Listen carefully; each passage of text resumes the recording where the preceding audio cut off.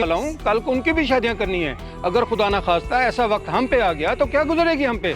देखिए अंकल जी, मैं यही चाहता हूँ कि आपकी बेटी की ज़िंदगी में कोई परेशानी ना हो, उसकी ज़िंदगी सुकून से गुजरे। क्या मतलब बेटा, मैं कुछ समझा नहीं तुम्हारी बात। मतलब ये है कि जहेज़ तो हम ले नहीं रहे आपसे, कोई छोटी मोटी गाड़ी दे दें।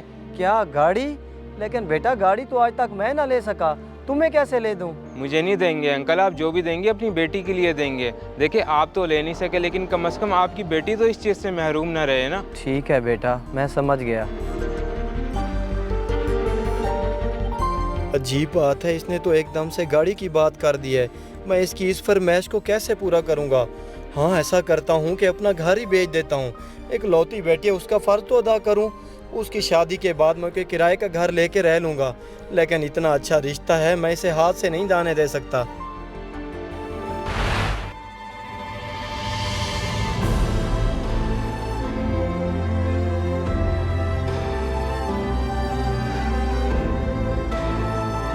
अरे मास्टर रशीद साहब, अस्सलाम वालेकुम। वालेकुम सलाम बेटा, देखे देखे लग रहे हो, लेकिन मैं पहचान नहीं पा रहा। अरे सर, पहचानेंगे भी कैसे, तब ये मूछे दाढ़ी नहीं हुआ करती थी। मैं 6th 7th 8th में आपका स्टूडेंट रह चुका हूँ मिसाली स्कूल में। अच्छा अच्छा, हमजा बेटा, पहचान लिया मैंने, अब पहचान लिया। जी सर, इधर लैंड रिकॉर्ड के दफ्तर में खैर से कोई काम है तो हुक्म करे, मेरे काफ़ी जानने वाले हैं यहाँ। हाँ बेटा, काम के सिलसिले में तो आया हुआ हूँ। मैंने अपना एक 5 मरले का घर बेचना है, अगर वो जल्दी से बिक सके तो। जल्दी से बिक सके? क्या हुआ सर, खैरियत तो है? कहीं मुल्क से बाहर शिफ्ट हो रहे हैं क्या? ओ नहीं नहीं बेटे, तुम मेरे शागिर्द हो, अब तुमसे क्या छुपाना। मतलब ये है कि जहेज़ तो हम ले नहीं रहे आपसे, कोई छोटी मोटी गाड़ी दे दें। क्या गाड़ी? लेकिन बेटा गाड़ी तो आज तक मैं ना ले सका, तुम्हें कैसे ले दूं? मुझे नहीं देंगे अंकल, आप जो भी देंगे अपनी बेटी के लिए देंगे। देखिए आप तो ले नहीं सके, लेकिन कम से कम आपकी बेटी तो इस चीज़ से महरूम ना रहे ना। ठीक है बेटा, मैं समझ गया। अच्छा ख़ानदान है बेटे, बाप इमाम मस्जिद है, मैं इसीलिए ये कदम उठा रहा हूँ और कोई वजह नहीं है। ठीक है सर, आप ये मुझे दे दें और आराम से घर जाएं। मैं करता हूँ कुछ ना कुछ। तो क्या मेरी ज़रूरत नहीं पड़ेगी? सर जब आपकी ज़रूरत पड़ेगी मैं आपको बता दूंगा, आप बेफिक्र होके घर जाएं। मैं जल्दी देता हूँ आपको कोई रिजल्ट। ठीक है बेटा, मेरा नंबर लिखा हुआ है इसी पे। बहुत शुक्रिया तुम्हारा।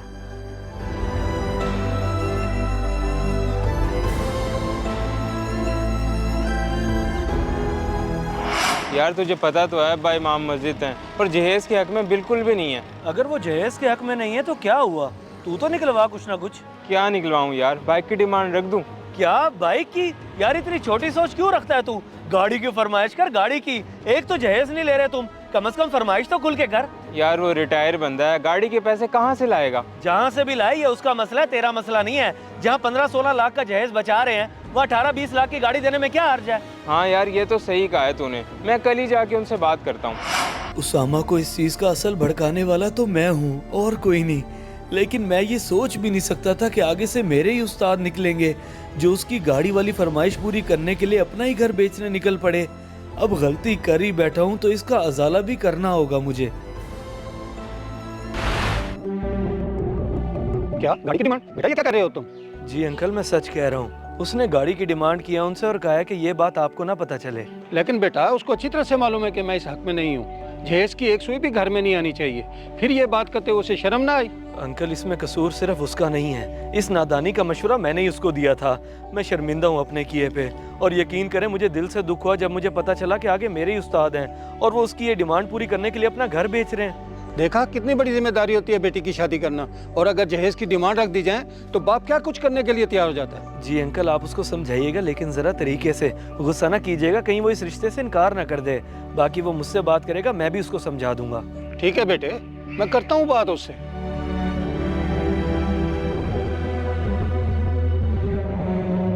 बेटा मैं सोच रहा हूँ कि दोबारा पैगाम भिजवा दूँ लड़की वालों के यहाँ कि किसी तकल्लुफ़ की ज़रूरत नहीं है, हमारे यहाँ सब कुछ है। अच्छा अब्बा, वो मुझे कहीं से पता चला था कि वो गाड़ी देने का सोच रहे हैं। गाड़ी देने का सोच रहे हैं? खैर तो है, कोई ज़रूरत नहीं है हमें।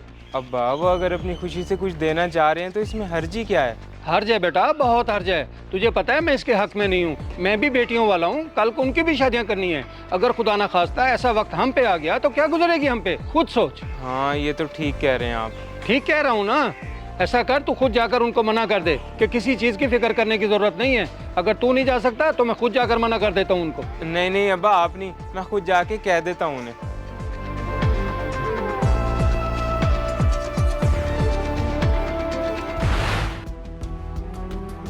क्या तेरे अब्बा ने मना कर दिया?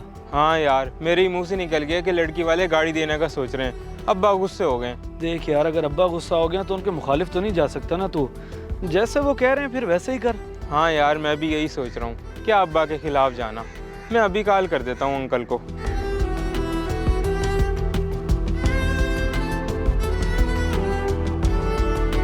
अस्सलाम वालेकुम अंकल। वालेकुम सलाम बेटा, मैं तुम्हें ही कॉल करने का सोच रहा था। वो सुबह जो तुमने बात की थी उसका बंदोबस्त हो गया है, इंशाल्लाह हो जाएगा। अरे अंकल, मैंने आपको इसलिए फ़ोन किया है कि पता नहीं सुबह किस सोच के तहत मैं आपको ये फजूल बात कर गया। कोई ज़रूरत नहीं है उसकी, बस जैसे मामला चल रहे हैं वही ठीक है। लेकिन बेटा तुमने खुद तो कहा था कि अंकल जो भी कहा है भूल जाएं उसे। बस आप यूँ समझें कि मैंने कोई बात की नहीं है, और अगर आपकी दिल आज़ारी हुई है तो माजरत। नहीं नहीं बेटा, कोई बात नहीं। बेटियां बोझ नहीं होती माँ बाप पे, असल बोझ तो बेटियों का जहेज होता है।